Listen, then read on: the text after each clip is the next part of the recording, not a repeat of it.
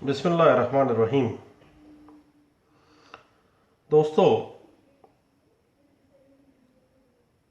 CPC में order 10 एक अहम ऑर्डर है जो कि examination of parties by the civil court को डील करता है। इस आर्डर 10 के 4 रूल्स हैं।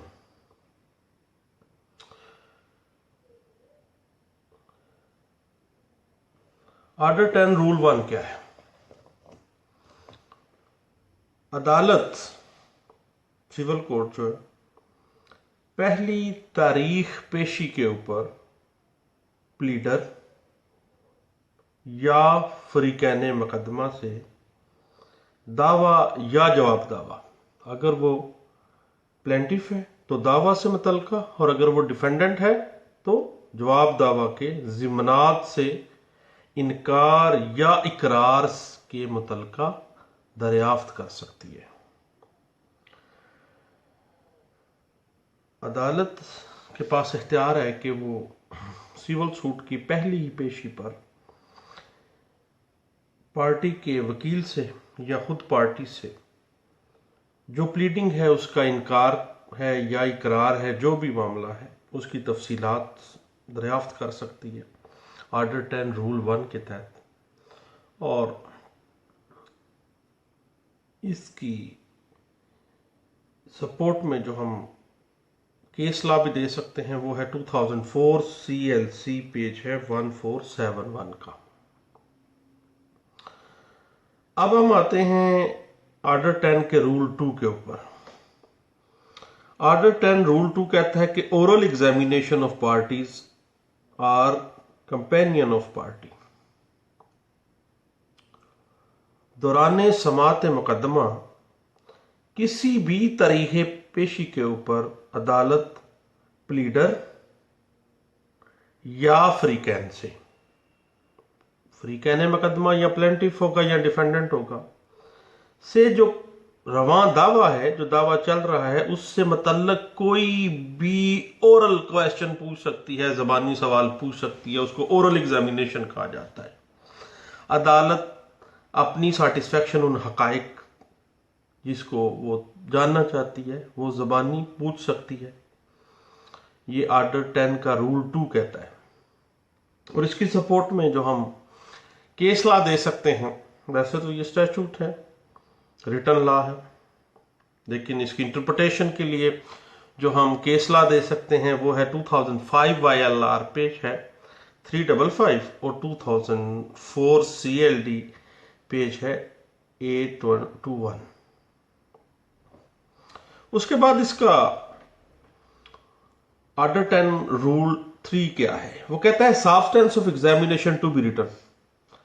जज साहब जो भी सब्सटेंस एग्जामिनेशन का पूछ रहे हैं, अगर कोई पार्टी प्लेंटिफ है तो प्लेंटिफ से जो दावे के मुतल्का पूछ रहे हैं, अगर डिफेंडेंट है तो जवाब दावा से मुतल्का पूछ रहे हैं। तो आर्डर 10 रूल 3 जो है वो दो चीजों पे स्ट्रेस आउट कर रहा है। नंबर 1 कि वो जो बात भी ओरली उनसे पूछ रहे हैं वो रिटर्न में ले आए, लिख लें उसको।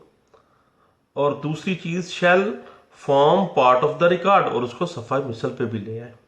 दो चीजें हैं, लिखना भी है और सफाई मिसल पे भी लेके आना है। ये लाजमी बात है और ये बात आर्डर 10 का रूल 3 बता रहा है। अब बाकी रह गई बात आर्डर 10 के रूल 4 की। आर्डर 10 रूल 4 आखिरी रूल है, इसके बाद 0/0, इसके बाद आर्डर 10 के रूल हैं ही 4। जी। आर्डर 10 रूल 4 जो है वो consequence of refusal or liability of pleader to answer. जी, अदालत के तलब करने के बावजूद अगर कोई फरीक किसी सवाल का जवाब देने के लिए अदालत के अंदर हाजिर नहीं आता, लारे लप्पे लगाता है, अवॉइड करता है अदालत से, देन अदालत दावे को खारिज भी कर सकती है या डिग्री भी कर सकती है।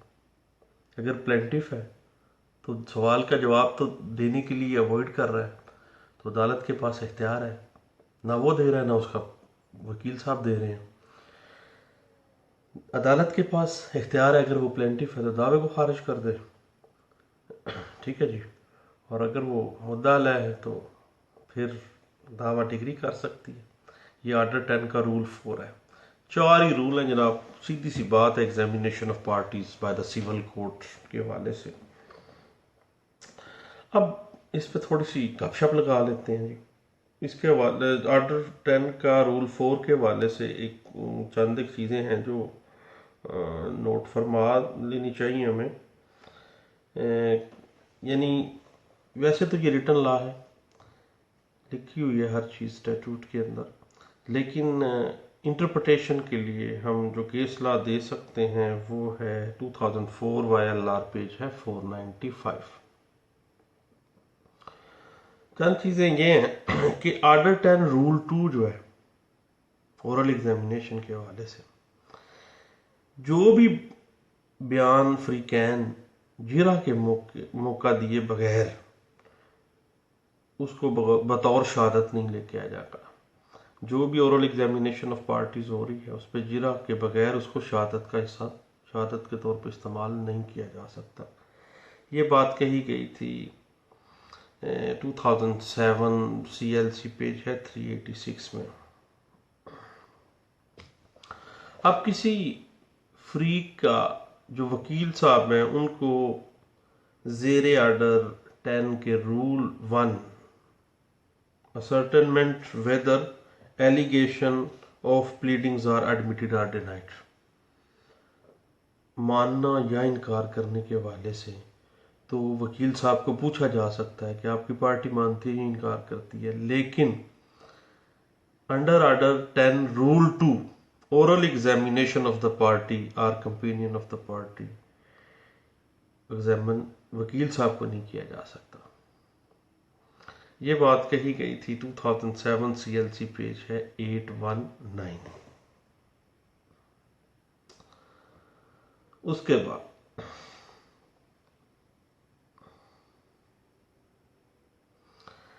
आर्डर 10 रूल 2 जो है, यानी दौरान समात मुकदमा को सवाल पूछना oral examination of the parties के हवाले से, अदालत जो ओरल एग्जामिनेशन कर रही है उसका मतलब क्या है? उसका मतलब सिर्फ ये है कि असल हकाइक अदालत को पता चल जाए कि असल हकीकत मुकदमे की है क्या। चंद एक सवाल अदालत अपनी डिस्क्रिप्शन के मुताबिक पूछ सकती है। और इसमें जो इंटरप्रिटेशन की गई है एक केसला में वो है 2005 YLR पेज है 155। और आर्डर 10 रूल 2 यानी दौरान समात मुकदमा अदालत उसके प्लीडर या फ्रीकैन से कोई सवाल उस मुकदमे के बारे में जो पूछना है उसको बतौर ट्रायल इस्तेमाल नहीं किया जाएगा, और बतौर शहादत तो देन होगा कि उस पर जिरा का मौका देना पड़ेगा, देन वो शहादत में आ सकता है वो बयान। ये बात 2005 PLD कोयटा हाई कोर्ट का फैसला है, पेज है 77, और 2007 CLC पेज है 386 जिसमें ये बात कही गई है। उसके बाद अगर किसी पार्टी का वकील अदालत में मौजूद है और वकील से कोई सवाल नहीं पूछा गया, एग्जामिनेशन नहीं की गई, तो देन अदालत अंडर आर्डर 10 रूल 4(2) के तहत दावे को खारिज नहीं कर सकती, क्योंकि उस पार्टी के वकील साहब मौजूद हैं। जिस सवाल के लिए वो पार्टी अवॉइड कर रही है वो अदालत में हाजिर ही नहीं हो रही, जिसकी बिना पर दावे को खारिज किया जाना है। अब वो वकील साहब से पूछा ही नहीं गया तो देन दावे को खारिज करना करीने इंसाफ नहीं है। ये बात कही गई थी केसला में 2003 MLD पेज है 1666 पेज नंबर है। और अगर फरीक अदालत के तलब करने के बावजूद किसी वजह के बगैर, कोई वजह नहीं है बस वैसे ही अवॉइड कर रहा है, कोई रीज़न अदालत में पेश भी नहीं कर रहा कि फ़लाँ वजह हो गई है, फ़लाँ सफिशेंट काज है जिसकी वजह से मैं नहीं हाज़िर हो सकता। आज हाजिर नहीं हो रहा, अवॉइड कर रहा है, अदालत को यकीन हो जाता है इस चीज़ पे, तो अदालत आर्डर 10 रूल 4 है, दावा उसके खिलाफ फैसला कर सकती है।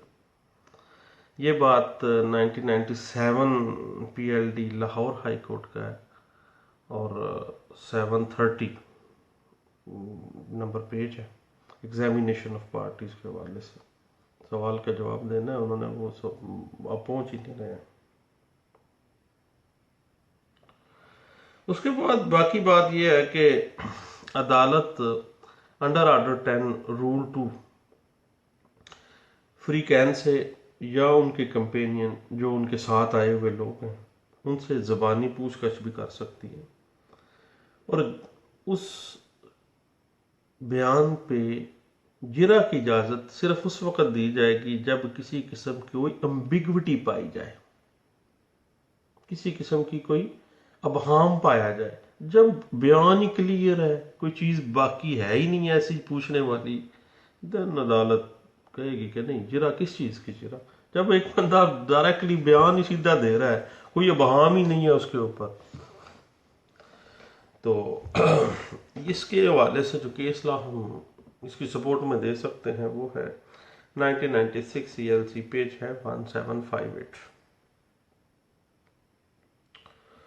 उसके बाद एक बड़ा टेक्निकल सी बात है जो 1980 CLC पेज 121 में कही गई थी, वो ये कही गई है कि जो सिविल कोर्ट है अंडर आर्डर 10 रूल 1 ऐसे एडमिशन या ऐसे डिनाइल रिकॉर्ड कर सकती है जिनका जिक्र प्लीडिंग्स के अंदर तो नहीं है, लेकिन वो कंसर्न उस मुकदमे से है, किसी न किसी तरह उस मुकदमे के साथ इंटरलिंक है। तो ये थे आर्डर 10 के चार रूल जो हमने फर्दन डिस्कस कर लिए। Examination of the parties by the civil court, सीधी सी बात है जनाब, और गपशप के अंदाज में बात कर ली है, तो इसको ज़रूर पढ़िएगा आर्डर 10 के चारों रूल्स को। बहुत इजी सा है मामला, लेकिन आए रोज़ इससे एक सिविल जो वकील है उसको सामना करना पड़ता है एग्जामिनेशन के हवाले से, और पार्टीज अवॉइड भी करती हैं। दैन वकील साहब जो हैं उनसे सवाल जैसा पूछ सकते हैं, किस हद तक पूछ सकते हैं, किस हद तक नहीं पूछ सकते, ये सारी चीज़ें जो है ना वो आर्डर 10 रूल 1, 2 एंड 3 एंड 4 ठीक है जी चारों में बयान की गई हैं। बहुत शुक्रिया, थैंक यू सो मच, अल्लाह हाफिज़।